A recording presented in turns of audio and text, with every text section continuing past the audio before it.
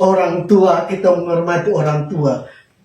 Masa depan kita, apa yang kita gumulkan semuanya Tuhan lakukan. Yang percaya katakan amin.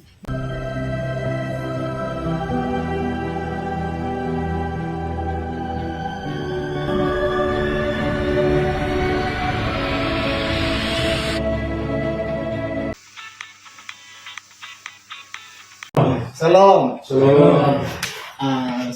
Saya suka dengan lagu yang tadi kita nyanyikan. Jadi ada dua pertanyaan yang sebenarnya saya berikan. Kita pilih mana?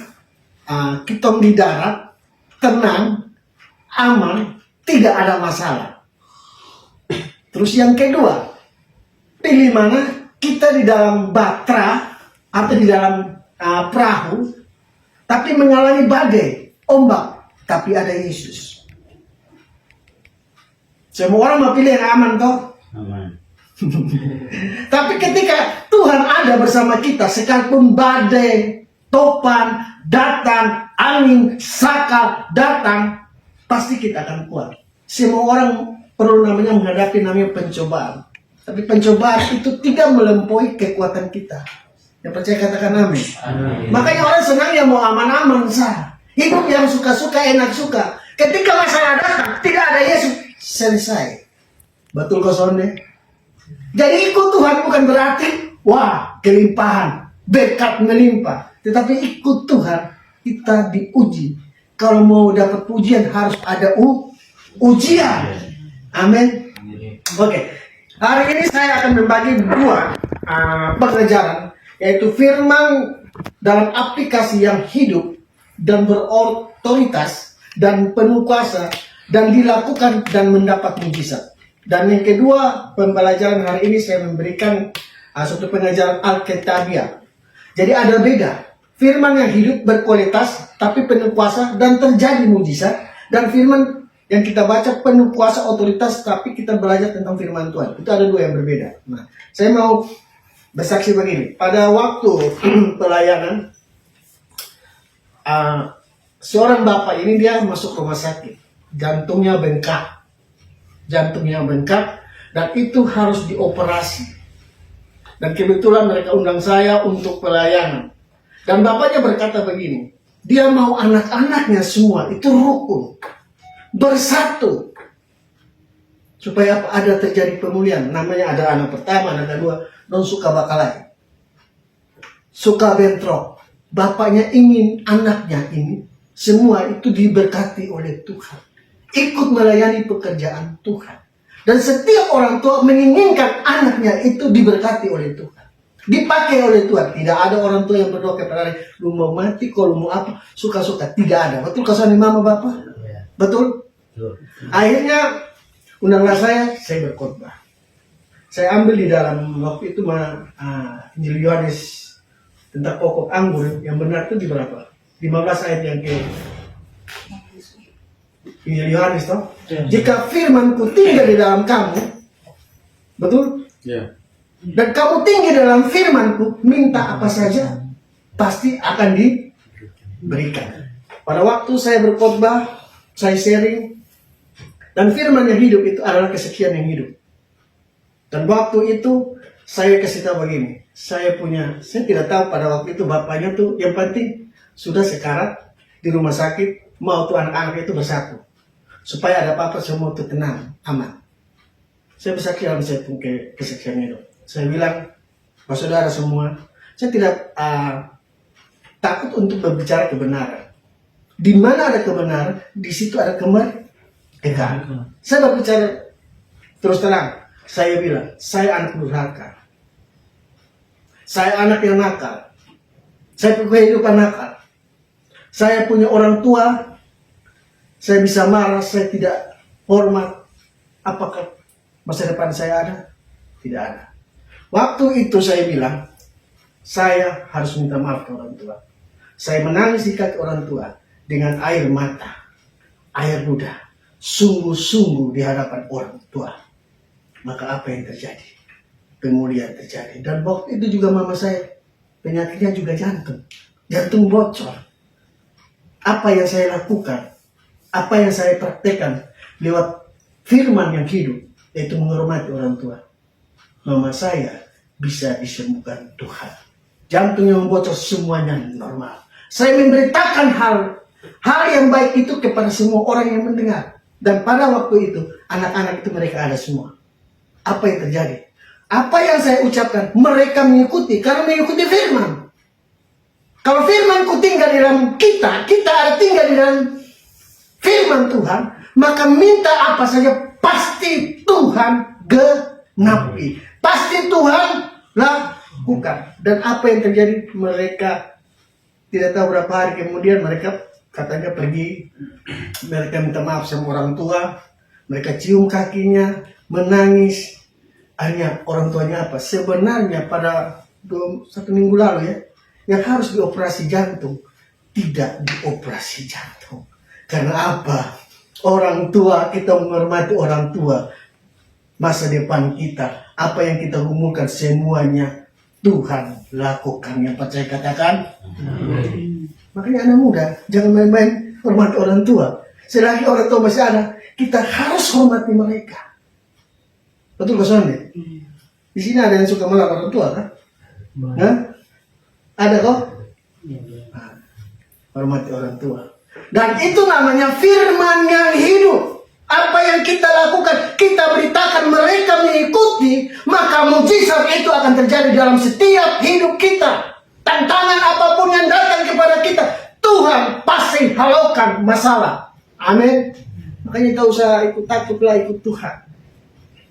Kalau dalam setiap proses masalah, nomor 1 adalah Tuhan. Itu yang pertama yang saya bisa bagikan. Dan pada waktu kemarin, hari Rabu, saya mau pelayanan. Pas waktu naik motor, kan ada tas. Terus jatuh tasnya, itu kacamata saya itu jatuh juga. Jatuh, akhirnya saya pilih ini kertas ke proposal, begitu saya simpan kamar, tapi kacamata saya tidak ambil. Saya pergi pelayanan itu, saya istri bilang, putar lihat, sudahlah, tidak usah. Pas sudah tidak ada lagi. Kita pulang lewat kamar, kita cari, tidak ada. Tapi saya perlu kacamata untuk bisa membaca Alkitab. Sekecil apapun, kalau kita tulus dengan Tuhan, melayani Tuhan, besoknya saya pergi menurunkan rambut juga tuh. Saudara saya bilang, nih pastor, beta ada kacamata. Ini hari satu, sudah lama orang sudah apa? Ini kamu bisa pakai kosong. Saya pakai bisa. Dan diberkati kacamata yang kemarin hari rambut tidak ada, hilang. Tapi di besok dia bisa ada dapat kacamata. Tuhan itu detail. Kalau kita sungguh-sungguh dengan Tuhan dalam persoalan apapun, Tuhan tahu kebutuhan kita. Amin. Jadi jangan takut kita anak muda, masih muda, masih tua. Jangan. Hiduplah takut akan Tuhan. Tuhan akan tahu perhitungan apa yang engkau mau kerjakan, apa yang mau engkau kuliah, kamu mau bekerja. Tuhan sudah tahu. Halo. Amin. Segampang ini. Tuhan bisa tahu. Besok tidak ada, besoknya dapat. Terus saya bisa pakai kacamata. Saya bisa membaca pada waktu itu. Tuhan tahu kesungguhan hati setiap manusia yang takut akan Tuhan. Amin. Itulah suatu pengalaman, kesaksian dalam setiap kehidupan orang itu berbeda-beda. Tapi saya mau kasih tahu, ikut Tuhan, ibadah kepada Tuhan, jeripaya kita tidak sia-sia. Yang percaya katakan amin. Makanya di dalam Keluaran 23 ayat 25 kalau tidak salah, coba satu orang baca.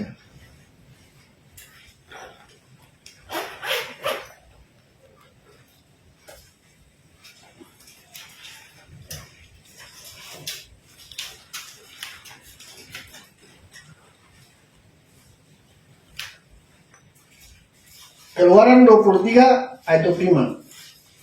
Keluaran 23 ayat 25. Tetapi kamu harus beribadah kepada Tuhan Allahmu, maka Ia akan memberkati roti makananmu dan air minumanmu, dan aku akan menjauhkan penyakit dari tengah-tengahmu. Amin. Maka Tuhan bilang apa? Harus beribadah kepada Tuhan. Maka Tuhan apa? Cukupkan apa? Makan minum kita. Segala penyakit pun Tuhan sanggup melakukan mujizat. Yang percaya katakan amin. Makanya kita harus beribadah. Ibadah itu kewajiban atau kebutuhan? Kebutuhan. Nah, kita dengan Tuhan itu kebutuhan.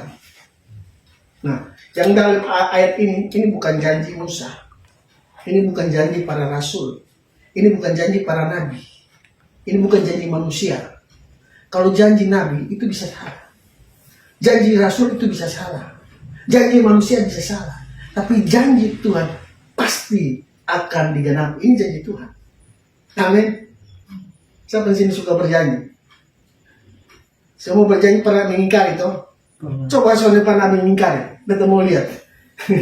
Bapak, mama, saya, pendeta, hamba Tuhan tetap mengingkari. Kalau firman dan bicara tidak pernah mengingkari. Yang percaya katakan amin. Makanya kekuatan kita ada di mana? Firman Tuhan. Oke, ini akan kita belajar tentang firman Tuhan. Tadi suatu kesaksian yang hidup yang diaplikasikan penuh kuasa. Sekarang kita akan belajar firman Tuhan yang sebenarnya. Mari kita buka di dalam Yesaya 9 dan kita sharing ya. Saya akan bertanya. Yesaya 9 ayat yang kelima. Satu orang bacakan.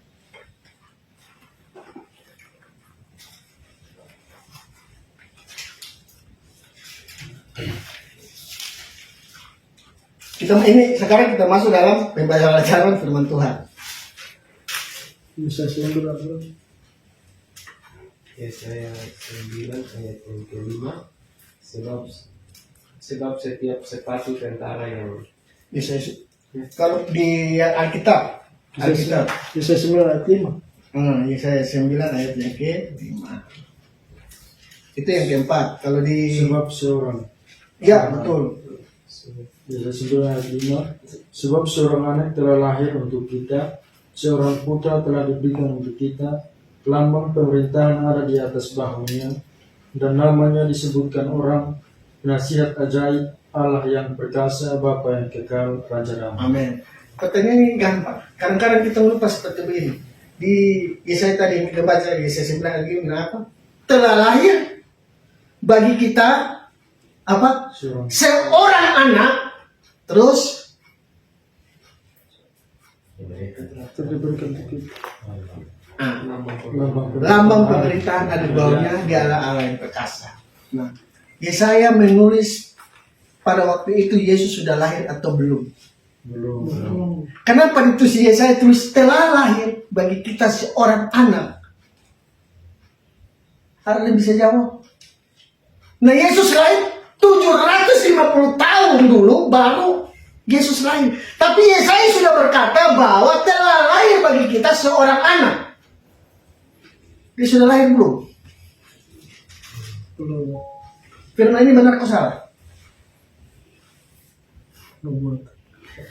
Nubuatan itu kan berarti ke depan kan? Betul toh?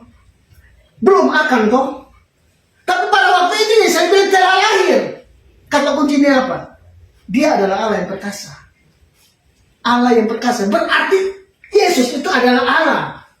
Nah, tradisi orang Israel gampang kuncinya. Tradisi orang Israel, kalau dia berkata itu Tuhan yang suruh, itu pasti akan terjadi. Sekalipun belum terjadi, tapi akan terjadi. Tapi terjadi tidak? Terjadi.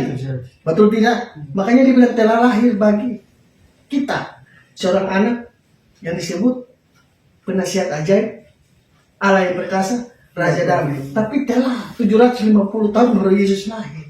Tapi saya mau kasih tahu, apa yang Tuhan katakan, firman katakan itu pasti digenapi. Tradisi orang Israel kalau dibilang telah, tapi belum, tapi akan terjadi, pasti terjadi. Dan itu firman.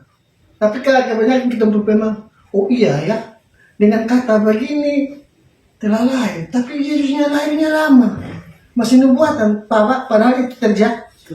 Oke, kita buktikan lagi nanti bermasuk ke makna rohaninya apa. Di Yohanes 4 ayat 23, kita mulai tentang Alkitab dulu. Yohanes 4 ayat 23, ini sama.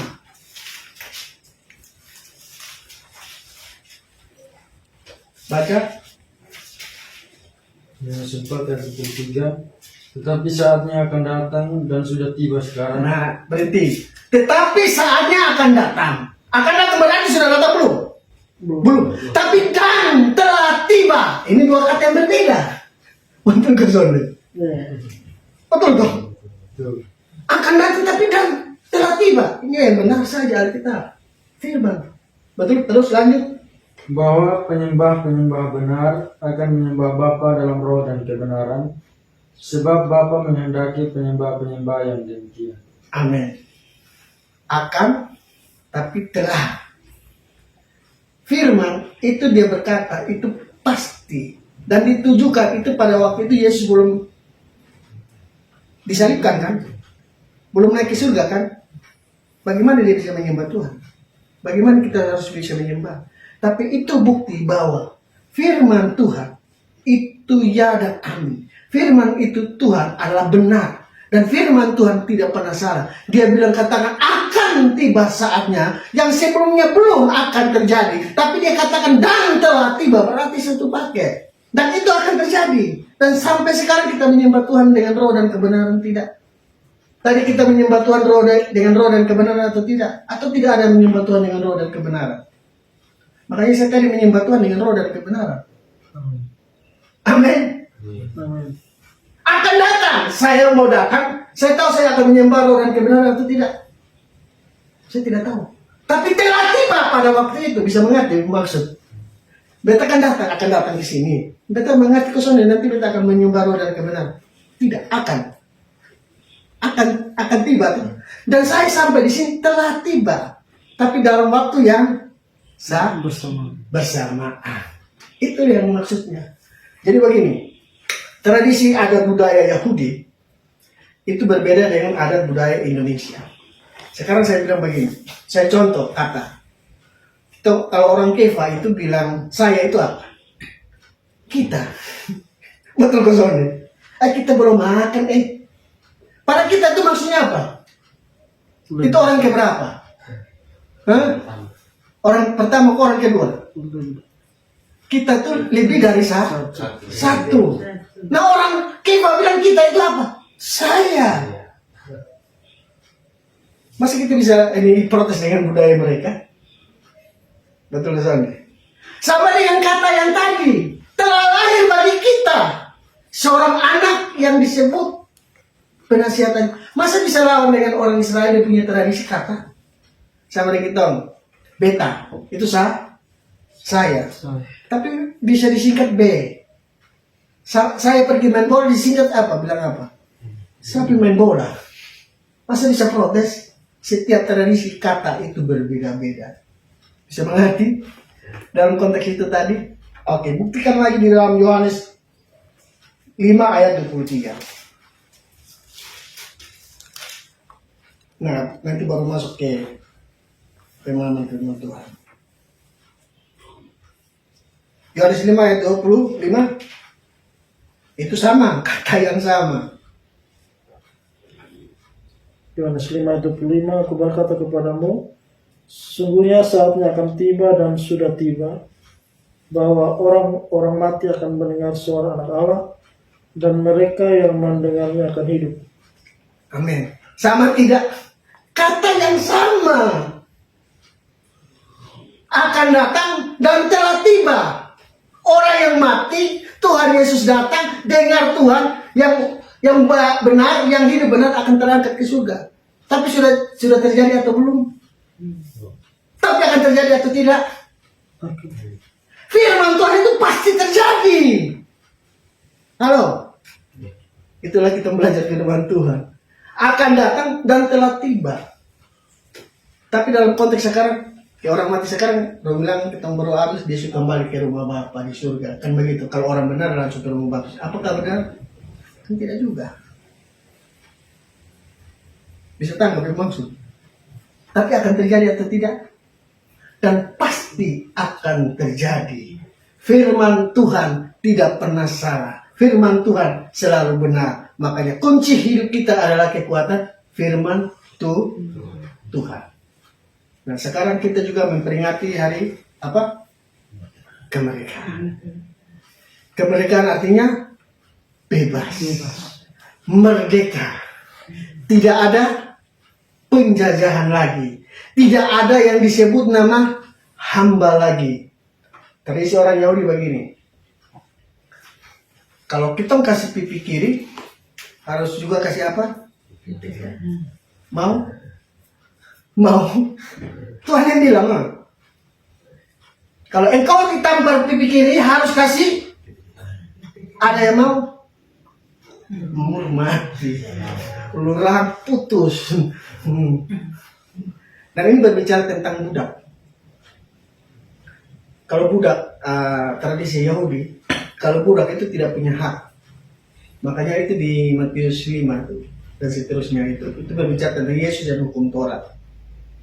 Nah, tradisi Yahudi, orang Yahudi budak, kalau tuannya tampar pipi kiri, dia harus kasih pipi kanan. Dia tidak bisa balas, dia harus kasih. Karena dia tidak punya hak. Itu Taurat. Dan itu harus diikuti.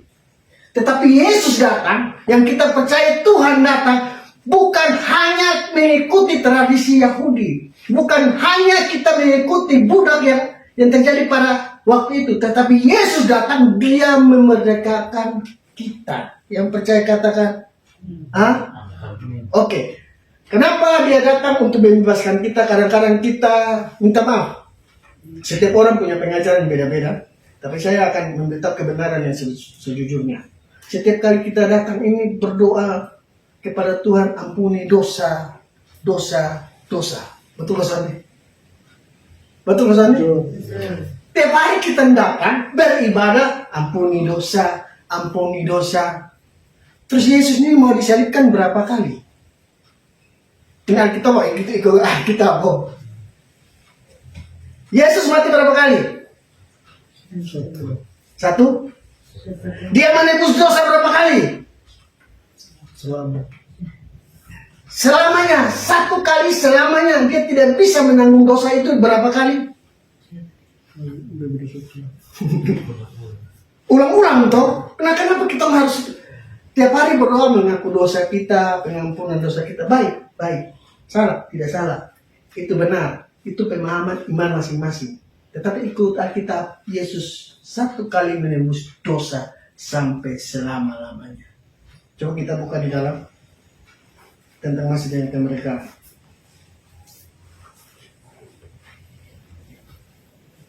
Galatia 5 ayat 1.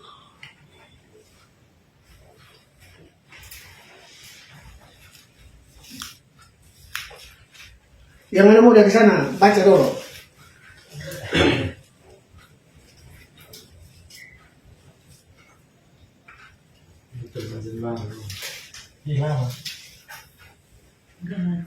Galatia 5 ayat 1.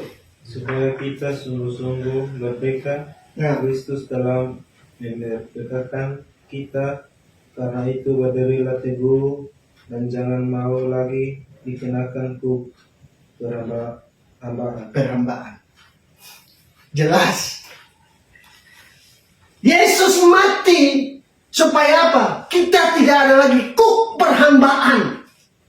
Mengerti hamba? Kita bebas. Kita merdeka. Makanya ibadah itu ibadah yang bergairah. Tidak ada takut-takut lagi. Dia mati satu kali. Makanya kita tidak ada lagi namanya kuk perhambaan. Seperti tradisi orang Yahudi. Menjadi hamba. Tapi kita sudah dibebaskan oleh Tuhan. Dia pengorbanan Yesus di kayu salib untuk menebus segala dosa kita. Yang percaya katakan? Galatia 5 ayat 13. Coba kita mengerti. Saudara-saudara, memang kamu telah dipanggil untuk merdeka.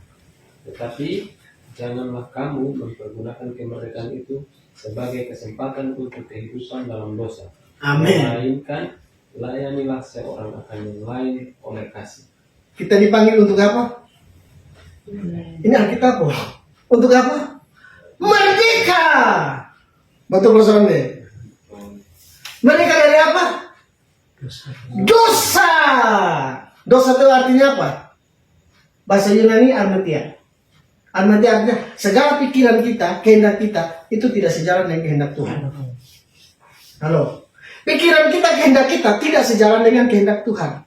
Makanya Tuhan mati, kita percaya kepada Tuhan. Jadi pikiran kita, hati kita, segala kehidupan kita harus tertuju kepada Tuhan. Halo? Ibadah itu, fokus kita itu tertuju kepada Tuhan. Kita dipanggil itu untuk merdeka. Bebas dari segala dosa. Amin. Kalau sudah bilang bebas dari segala dosa, apakah kita mau berdosa? Halo? Yang dua orang, apakah kita mau berdosa terus? Ini Alkitab loh. Kita dipanggil untuk mereka supaya bebas dari dosa. Karena dosa Tuhan Yesus tanggung. Makanya apa yang Tuhan panggil, kita harus menjadi teladan. Kita harus menjadi apa yang mau Tuhan. Seperti saya terangkan pada waktu saya menyaksikan sendiri. Saya mama sakit, saya datang sendiri, saya minta maaf dengan air mata. Bebas. Kita tidak boleh terikat dengan hal-hal dunia. Kita bebas, merdeka. Ikut Tuhan itu merdeka. Tidak ada tekanan lagi. Maka di ayat yang ke 2 Korintus 3 ayat 17. Tinggal sedikit, 10 menit lagi. Baca. Di mana ada roh, Allah di situ ada 2 Korintus 3 ayat 17. 17.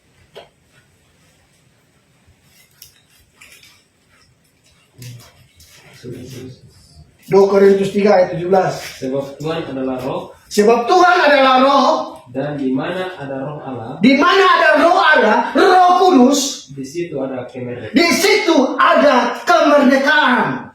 Kalau Tuhan ada di dalam hidup kita, kita berjalan bersama Tuhan di dalam setiap hidup kita bersama Tuhan, maka ada kemerdekaan yang hakiki dari Tuhan. Kita bebas, terikat dari dosa, harus bebas. Makanya ada namanya ciri-ciri orang yang belum merdeka, yang tidak berjalan sesuai kemauan Tuhan. Ada ciri-ciri orang yang belum merdeka. Seperti apa? Yang pertama adalah sombong, suka makan puji. Itu ciri-ciri orang yang belum merdeka. Yang kedua, suka memaki, sadik-sadik memaki. Itu terikat.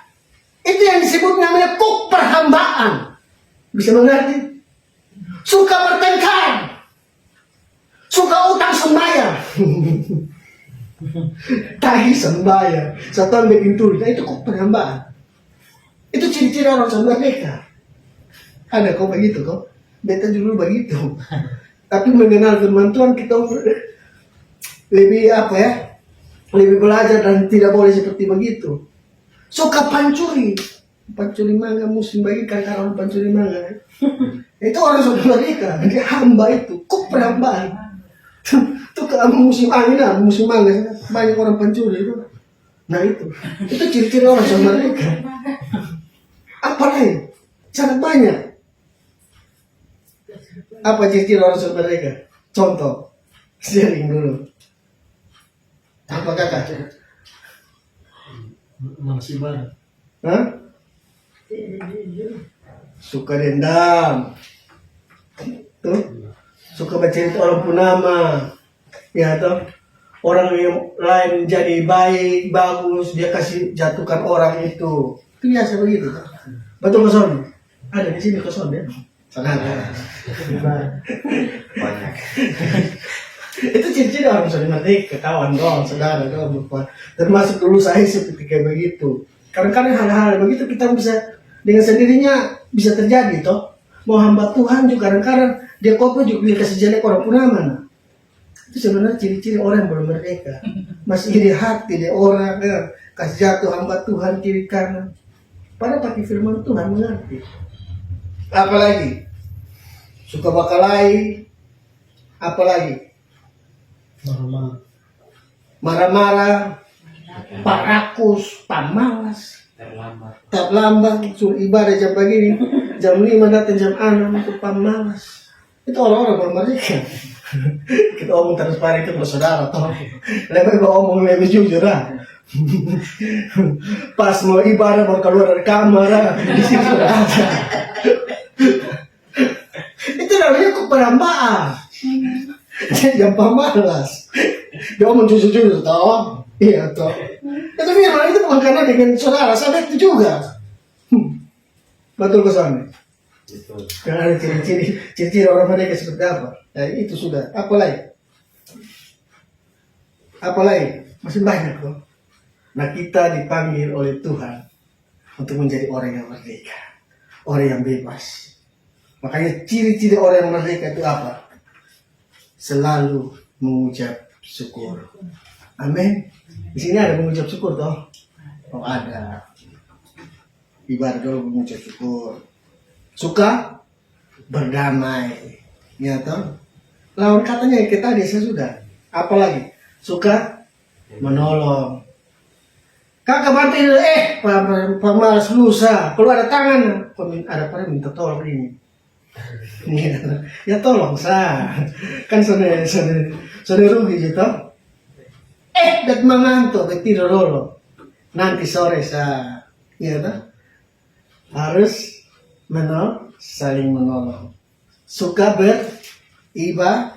ibadah. Ya lah. Apa lagi? Suka memberitakan hal-hal yang baik. Jadi kita orang merdeka itu pikiran kita harus pikiran Kristus. Betul kok Sonde? Ada pikiran Kristus terus kok. Amin. Ada pikiran Kristus terus. Jangan pemalas. Oke, ayat terakhir di Galatia 5 ayat 20. Penyembahan berhala, sihir, Galatia 2 ayat 20. Ini aplikasi. Kita masih di Galatia 2 ayat 20. Namun aku hidup, tetapi bukan lagi aku sendiri. Bukan kita yang hidup lagi, melainkan Kristus yang hidup di Kristus yang hidup di dalam hidup kita.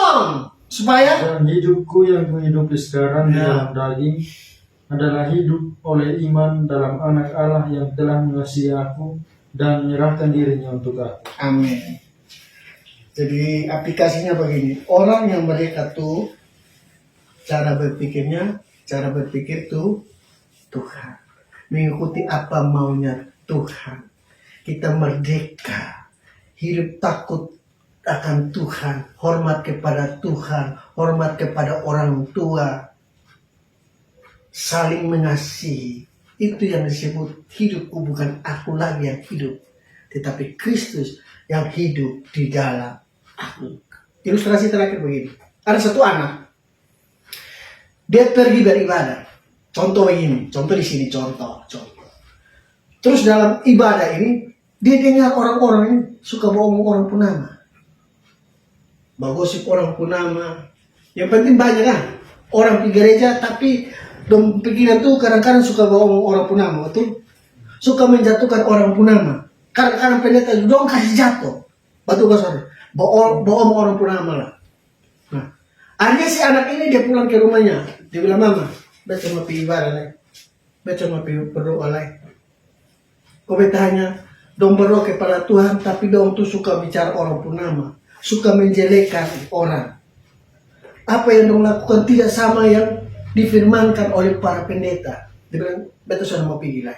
Dia mau bilang begini, anak, sekarang begini, lu tidak usah pergi gereja, tapi lu ambil gelas, lu isi air hampir penuh. Lu pergi, tapi lu tidak usah masuk. Lu putar di keliling gereja sah. Tak usah masuk. Hanya ini buat anak ini dia melakukan apa yang dikatakan orang tua. Dia lakukan. Setelah ibadah selesai, dia mama tanya, ke mana? Apa itu orang doa yang suka bohong dengan lu? Orang punya nama, lu ada dengar? Dia bilang sonde. Ada menceritakan kejelekan, dia bilang sonde. Kok kenapa sonde? Beta fokus dengan air. Beta kali ini supaya air ini jangan tumpah. Bisa mengerti? Supaya jangan tumpah. Artinya apa? Kita beribadah fokusnya tuh kepada Kristus.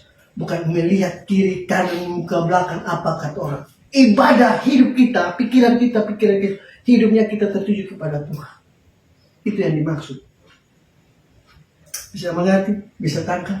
Jadi jangan dengar apa kata orang, apa kata situasi, tapi apa yang mau dikatakan oleh firman Tuhan. Ikutilah firman. Kalau firmanku ada di dalam kita ada di dalam firman, maka minta apa saja pasti Tuhan berikan. Yang percaya katakan itu firman. Kalau firman berkata itu pasti, bukan janji manusia. Dan saya percaya sore hari ini ibadah di tempat ini ibadah yang diberkati oleh Tuhan. Ibadah yang sungguh-sungguh yang benar mempersembahkan hidup kita kepada Tuhan. Itulah ibadah yang sejati. Biarlah firman Tuhan menguatkan kita tetap teguh di dalam Tuhan. Biar kuasa Tuhan nyata di dalam hidup kita semua. Tuhan Yesus memberkati. Amin.